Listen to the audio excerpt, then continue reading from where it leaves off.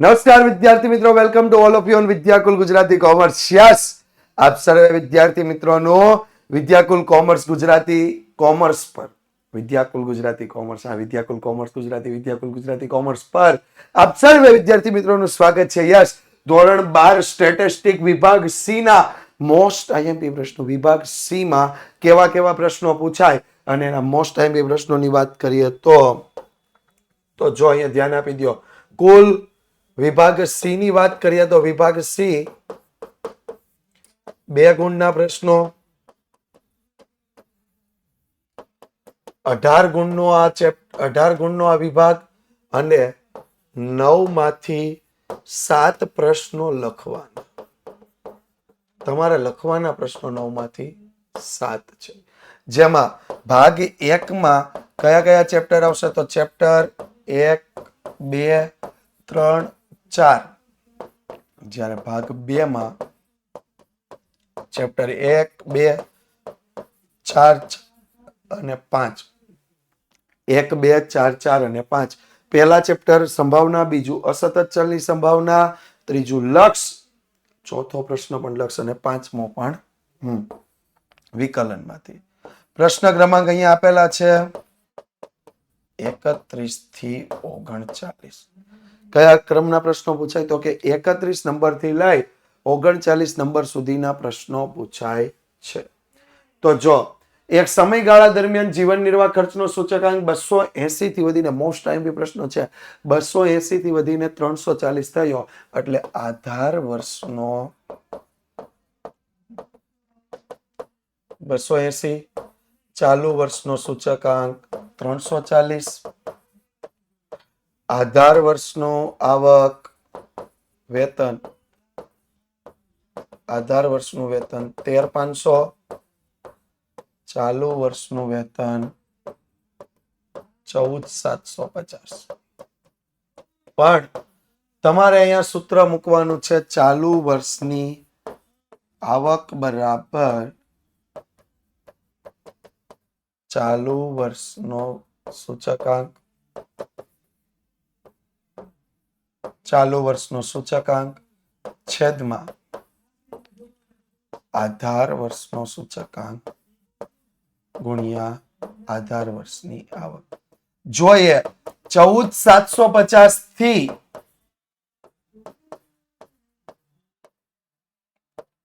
જોઈએ 14,750 થી વધારે આવ્યા તો કેવું ગણવાનું? નુકસાન.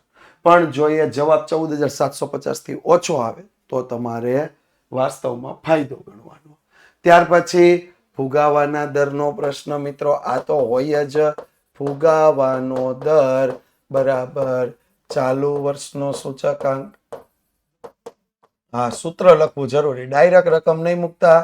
ચાલુ વર્ષનો જથ્થાબંધ ભાવનો સૂચકાંક માઇનસ આગળના વર્ષનો જથ્થાબંધ ભાવનો સૂચકાંક છેદમાં આગળના વર્ષનો જથ્થાબંધ ભાવનો સૂચકાંક, આગળના વર્ષનો જથ્થાબંધ ભાવનો સૂચકાંક ગુણ્યા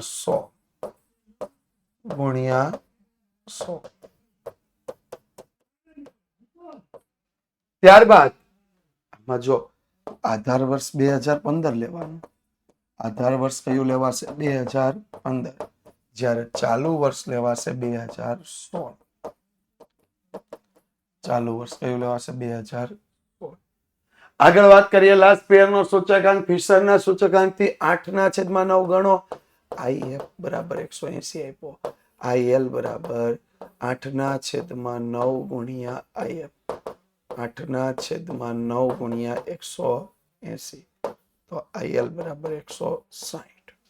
અને આના પરથી પાસેનો આસાન સૂત્ર IF બરાબર વર્ગમૂળમાં IL ગુણ્યા IP. આ બધા સેક્શન સી ના પ્રશ્નો છે, બહુ આસાન પ્રશ્નો. ત્યાર પછી આપણે આગળ વાત કરીએ 10 વર્ષમાં જો આ કોવેરિયન્સ આપ્યું છે, આ વિચરણ એટલે SY નો સ્ક્વેર છે, એને તમારે SY માં ફેરવવું પડશે અને આપણું સૂત્ર આવશે R = કોવેરિયન્સ XY ના છેદમાં SX ના છેદમાં SY. બે ગુણમાં સહસંબંધાંકમાંથી આ પ્રશ્ન મોસ્ટ આઈએમપી છે.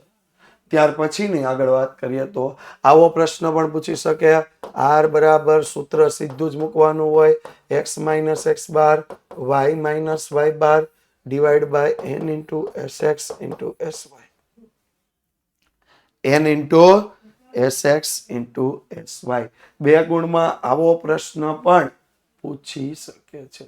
અહીંયા જો ધ્યાન આપો, સિમ્પલ આપણને આપ્યું છે 35 પ્લસ 2x, તો આને આપણે a પ્લસ bx માં ફેરવવાના, એટલે b બરાબર 2, a બરાબર 35, જ્યારે કોવેરિયન્સ xy બરાબર કેટલા આપ્યા છે 50. તો જો b નું સૂત્ર કોવેરિયન્સ xy sx નો સ્ક્વેર આ મૂકી દેશો એટલે તમને પહેલો જવાબ sx નો સ્ક્વેર મળશે, પણ તમારે લેવાનું શું છે sx. આમાં ભૂલ થાય છે, જોઈજો. આવશે sx નો સ્ક્વેર, આપણે એને જવાબ નથી ગણવાનો, આપણે પ્રમાણિત વિચલનને જવાબ ગણવાનો, એટલે ફરીથી એમાંથી શું મેળવવાનું થશે sx મેળવવાનું થાય. ઓકે, આગળ યસ બોર્ડની પરીક્ષાના પાવરફુલ ક્લાસ જેમાં અત્યાર સુધી તમે જોઈ રહ્યા છો વન શોટ. યસ 6 ફેબ્રુઆરી થી 22 ફેબ્રુઆરી સાંજે 4:15 થી લઈને 10:15 સુધી આ આઈએમપી જે વન શોટ, એક લેક્ચરમાં એક ચેપ્ટર પૂરું. યસ, ત્યાર પછી છે બોર્ડની પરીક્ષાની આગલી સાંજે 9:15 ભવિષ્યવાણી ક્લાસ, અને બોર્ડની પરીક્ષાના દિવસે સવારે તમારા સૂર્યોદય ક્લાસ. તો આ બધા ક્લાસ એટેન્ડ કરવાનું ભૂલાય નહીં. તમારા રિઝલ્ટને બેસ્ટ બનાવવા માટે આ ક્લાસ તમારે એટેન્ડ કરવા ખાસ જરૂરી છે. ચલિત સરેરાશની મર્યાદા મોસ્ટ આઈએમપી છે, પણ એની સાથે સાથે હું બધાય સવાલ લખી નાખું તો આલેખની રીતની મર્યાદા પણ એટલી જ આઈએમપી છે. અને નેક્સ્ટ આઈએમપી છે ન્યૂનતમ વર્ગોની રીતના ગુણ.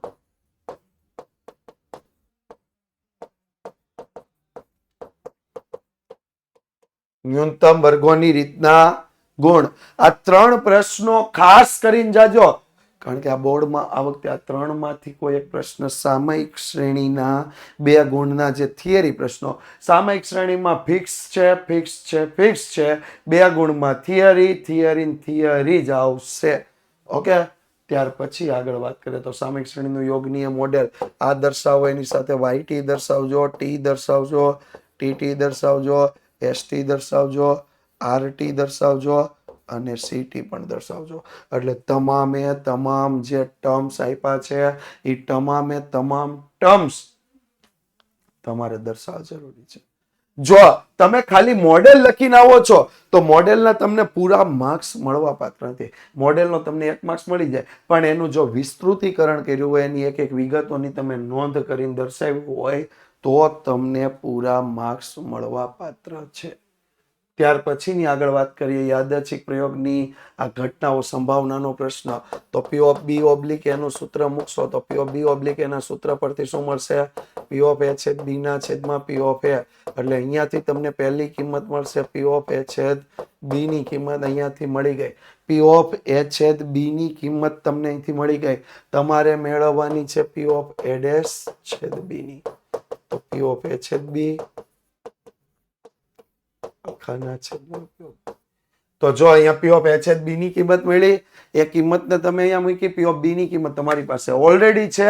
આ રીતે તમે દાખલો ગણશો એટલે અહીંયા તમને એક માર્ક્સ સેપરેટ આપેલો છે. ભલે તમને મેળવવાનું કીધું P of A oblique B, પણ P of A છેદ B નો 1 માર્ક્સ ગણશે અને P of A oblique B નો પણ કેટલો માર્ક્સ ગણશે? 1 માર્ક્સ ગણશે. એટલે અહીંયા તમને સેપરેટ માર્ક્સ આપેલા છે.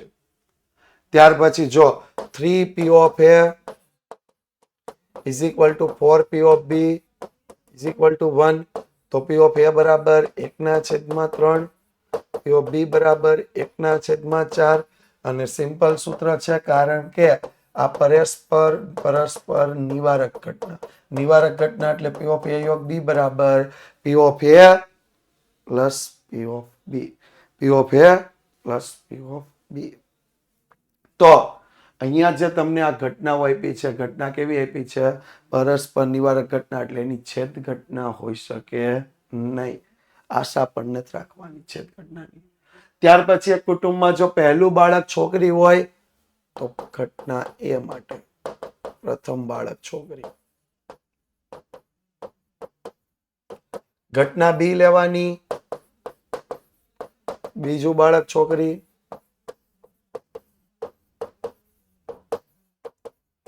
એ છેદ બી લેવાની, બંને બાળકો છોકરી. તો હવે શું લેવાનું છે? તો કે હવે આપણે લેવાનું બી ઓબ્લિક એ. પ્રથમ બાળક છોકરી હોય તો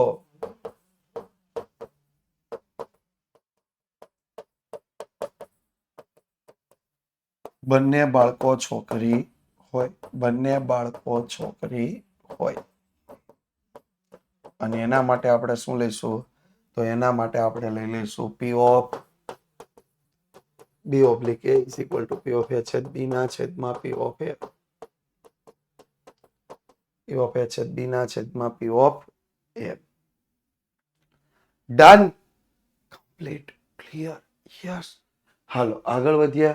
તો ઇન્સ્ટાગ્રામ પર અમારું આઈડી છે યુથ વિદ્યાકુલ ઓફિશિયલ. જેણે હજી સુધી ફોલો ન કર્યો ફટાફટ ફોલો કરી લેશે. યસ. ઇન્સ્ટાગ્રામ પરથી તમને આઈએમપી પ્રશ્નો અને નવા લેક્ચરની માહિતી આ આઈડી પરથી મળવાની. વોટ્સઅપ પર અમારી ચેનલ છે યુથ. હા, આ વોટ્સઅપ પર સ્કેન કરી અને આ ચેનલમાં જોઈન થઈ શકો છો. એવી જ રીતે ટેલિગ્રામ પર પણ અમારું એક ચેનલ છે યુથ વિદ્યાકુલ. એને પણ તમે જોઈન કરશો. હવે ખાલી જોઈન નથી કરવાનું, કારણ કે જોઈન કરશો તો તમને આઈએમપી પ્રશ્નો, કોઈ લેક્ચરની માહિતી અથવા અગત્યના સમાચાર, ન્યૂઝ બધું જ અહીંયા મળતું રહેવાનું છે. અને ખાસ કરીને યુટ્યુબ ચેનલ જેણે હજી સુધી આ ચેનલ સબસ્ક્રાઇબ નથી કરી મિત્રો, ફટાફટ સબસ્ક્રાઇબ કરી દો. જેણે લાઇક બટન ઉપર ક્લિક નથી કર્યું એ લાઇક બટન ઉપર ક્લિક કરી દે. અને જેટલા પણ મિત્રો અત્યારે મારી સાથે જોડાયેલા છે ને જેણે શેર નથી કરી, એક વખત ફટાફટ શેર કરી દે. કારણ કે તમારી બોર્ડની પરીક્ષાની સંપૂર્ણ જવાબદારી લઈને અમે બેઠા છીએ. આગળ વધીએ. એક દ્વિપદી વિતરણ માટે મધ્યક અને વિચરણ. મધ્યક એટલે એનપી 3/3.9, વિચરણ એટલે એનપી ક્યુ 2.73. તો તમારે ક્યુ મેળવવો હોય તો કઈ રીતે મળશે? NP Q divide by NP. એટલે અહીંયા ક્યુ મળશે, ક્યુ મળે એટલે પી મળશે 1 - ક્યુ. અને પી ની કિંમત તમે એનપી માં મૂકશો એટલે એન ગુણ્યા પી ની કિંમત એટલે એન મળશે. એટલે બર્નોલી પ્રયત્નોની તમને સંખ્યા મળી જશે. બર્નોલી પ્રયત્નોની તમને શું મળશે? સંખ્યા મળી જશે. ત્યાર પછી એવો જ એક પ્રશ્ન મધ્યક કેટલા આપ્યા છે? એનપી બરાબર 4, એનપી ક્યુ બરાબર 2. એનપી ક્યુ ના છેદમાં એનપી કરીએ તો તમને ક્યુ મળશે. ક્યુ બરાબર પી મેળવવા માટે પી બરાબર 1 - ક્યુ અને એનપી માં પી ની કિંમત મૂકીએ. પી ની કિંમત એટલે તમને એન મળશે. તો પ્રાચલો મેળવવાનું કયો? પ્રાચલો કયા હોય? તો પ્રાચલો બે હોઈ શકે, એન અને પી. પ્રાચલો કયા હોઈ શકે? એન અને પી. એન એટલે બર્નોલી પ્રયત્ન, પી એટલે સફળતાની સંભાવના. આ બે મુખ્ય પ્રાચલો છે કોના? દ્વિપદી વિતરણના. ત્યાર પછી બર્નોલી પ્રયત્નના ગુણધર્મ 3 ગુણધર્મ. પહેલો, દરેક પ્રયત્ને સફળતાની સંભાવના અચળ. સફળતાની સંભાવના અચળ. બીજો ગુણધર્મ, બર્નોલી પ્રયત્નો સફળતા નિરપેક્ષ, એકબીજા પર આધારિત નથી. અને સફળતા અને નિષ્ફળતાની સંભાવના પરસ્પર નિવારક અને નિશેષ ઘટના છે. પરસ્પર નિવારક અને નિશેષ. ઓકે. હાલો. જો અહીંયા સિમ્પલ છે, 2 ગુણનો પ્રશ્ન પૂછાય, આવો પ્રશ્ન તમને પૂછી શકે તો x⁵ - 2⁵ ડિવાઈડ બાય x - 2. તો limit x tends to a, x ની n ઘાત માઇનસ n ની n ઘાત divide by x - a is equal to n ગુણ્યા n ની n માઇનસ 1 ઘાત પરથી. આ જ સૂત્રનો ઉપયોગ કરી તમે 2 ગુણનો સરસ મજાનો દાખલો ગણી 2 માંથી 2 પૂરા માર્ક્સ મેળવી શકો છો. એવો જ એક પ્રશ્ન અહીંયા તમારે કોમન કાઢવાનું છે. કઈ રીતે? હું આખું નથી લખતો, સિમ્પલ સમજાવી દઉં. 2x - 2 4 ના છેદમાં x કૌંસમાં x - 2. તો અહીંયા x આવે, અહીંયા x નથી આવતો, તો અહીંયા શું લેવાનું? 2x છેદમાં x - 2. જ્યારે અહીંયા 4x x - 2. તો 2x - 4 x x - 2. અને અહીંયા હવે તમે કોમન કાઢ નાખો તો 2x - 2 છેદમાં x x - 2. એટલે આખો દાખલો ગણી દીધો. હવે આમાં ખાલી લિમિટ લગાવીને જવાબ કિંમત મેળવવાનું બાકી રહ્યો. 2 ગુણમાં આવો આસાન દાખલો અને 2 માંથી 2 પૂરા માર્ક્સ આમાં મળવા જોઈએ. ખાલી એક કોમન કાઢવા વાળી કિંમત તો જ તમારે ધ્યાનમાં રાખવાની છે. ત્યાર પછીનો આમાં જો માનાંક સ્વરૂપ પ્લસ આપ્યું છે, હકીકતમાં પ્લસ હોઈ શકે નહીં. x minus a less than delta હોવું જોઈએ, એટલે અહીંયા x પ્લસ આપ્યું એ -1 less than 0.5. x minus -1 less than 0.5. x minus -1 less than 0.5. તો a બરાબર તમારે -1 લેવાના, ડેલ્ટા બરાબર 0.5 લેવાના અને પછી સામીપ્ય અને અંતરાલ સ્વરૂપમાં ફેરવી દેવાનું. સામીપ્ય પૂછે તો કયું સ્વરૂપ છે? તો કે સામીપ્ય n a ડેલ્ટા. અંતરાલ પૂછ્યું છે, અંતરાલમાં શું આવશે? a minus delta, a plus delta. a minus delta અને a પ્લસ ડેલ્ટા. ત્યાર પછીની જો વાત કરીએ તો 2 એપ્લિકેશન. કઈ 2 એપ્લિકેશન? તો કે વિદ્યાકુલ એપ્લિકેશન, જેના પર live lecture, recording lecture, WhatsApp support, PDF notes, lecture notes, free MCQ doubt solution અને રિઝલ્ટ ઇમ્પ્રૂવ કરવા માટેની દરેક ટેકનિક આપવામાં આવી છે. તે વિદ્યાકુલ એપ ડાઉનલોડ કરી લો. અને youth education paper generation application, જ્યાં હેતુલક્ષીની પ્રેક્ટિસ થઈ શકે, સાથે તમે તમારી જાતે કેટલું તૈયારી કરી છે એની પણ પ્રેક્ટિસ કરી શકો છો. આગળ વાત કરીએ તો અહીંયા પહેલું છે માનાંક. માનાંકમાં x - 10 લેસ ધેન k1, તો a બરાબર 10, ડેલ્ટા બરાબર k1. બીજું છે અંતરાલ. અંતરાલ a minus delta, a plus delta, તો a માઇનસ ડેલ્ટા બરાબર k2, a પ્લસ ડેલ્ટા બરાબર 10.01. અને આ પરથી પહેલા તમને કિંમત કોની મળશે? તો a પ્લસ ડેલ્ટામાં 10.01 થી તમે દાખલો ગણશો એટલે કિંમત મળશે k1 ની, અને k1 ની કિંમત a માઇનસ ડેલ્ટા, k2 માં k1 ની કિંમત મૂકશો એટલે તમને કિંમત કોની મળી જશે? k2 ની. Okay, clear? યસ. નેક્સ્ટ એવો જ સેમ સામીપ્ય છે. તો સામીપ્યમાં આપણને આપ્યું છે n3b, એટલે a બરાબર કેટલા આપ્યા છે? 3. ડેલ્ટા બરાબર કેટલા આપ્યા છે? 2. બીજું અંતરાલ છે 2.95 અને k, તો a માઇનસ ડેલ્ટા બરાબર 2.95, a પ્લસ ડેલ્ટા બરાબર k. હાલો, સરસ મજાનો વિકલનનો દાખલો. f of x બરાબર તમને આપી દીધું છે x ની 4 ઘાત માઇનસ 4x નો ઘન પ્લસ 3x નો વર્ગ પ્લસ x પ્લસ 1. પહેલા તમારે એનું f ડેશ x મેળવવાનું, એ મળી જાય એટલે f ડબલ ડેશ x મેળવવાનું, એ મળી જાય એટલે એમાં કિંમત મૂકવાની અને જવાબ લાવવાનો. 3 સ્ટેપનો દાખલો. f ડેશ x અને f ડબલ ડેશ x નો 1 માર્ક્સ, કિંમત મૂકો અને જવાબ લાવો એનો બીજો 1 માર્ક્સ, એટલે 2 માર્ક્સ. તો x ની કઈ કિંમત? એટલે f ડબલ ડેશ x વાળી કિંમત. ઓકે, ત્યાર પછી એવો જ એક દાખલો. f of x બરાબર 4x નો ઘન આપ્યો પ્લસ 2x નો વર્ગ આપ્યો પ્લસ 7x આપ્યો પ્લસ 9 આપ્યા. તો પહેલા તમારે f ડેશ x કરવાનું, બીજું તમારે f ડબલ ડેશ x કરવાનું, અને f ડબલ ડેશ x બરાબર તમારે 52 મૂકી અને આનો જવાબ તમારે x ની કિંમતમાં લાવવાનો છે. ક્યાં લાવવાનો છે? એક્સ ની કિંમતમાં લાવવાનો છે. એવું જ આપણને આપ્યું છે એફ ઓફ એક્સ એક્સ વર્ગ માઇનસ એક્સ પ્લસ 3, જ્યાં પહેલું તમારે કામ કરવાનું એફ ડેશ એક્સ મૂકવાનું. એફ ડેશ એક્સ બરાબર કેટલા લેવાના? 0 લેવાના. અને આ રીતે દાખલો ગણતા ગણતા તમારે એક્સ ની કિંમત લાવવાની છે. યસ મિત્રો, આવા જ પ્રશ્નો સેક્શન સી માં આવી શકે છે. તો સેક્શન સી યસ આ જ રીતે ક્લિયર કરવાનું છે. અને 9 પ્રશ્નો શક્ય બને તો ગણી નાખજો. અને 14 બેઠા માર્ક્સ, એક પણ માર્ક્સ કપાય નહીં એ રીતે લઈને આવવાનું છે. તો ફરીથી મળશું. જોડાયેલા રહેજો વિદ્યાકુલ ગુજરાતી કોમર્સ ચેનલ સાથે. અને ફરીથી કોઈક નવા સેક્શનના આઈએમપી પ્રશ્નો સાથે મળતા રહીશું. Thank you so much.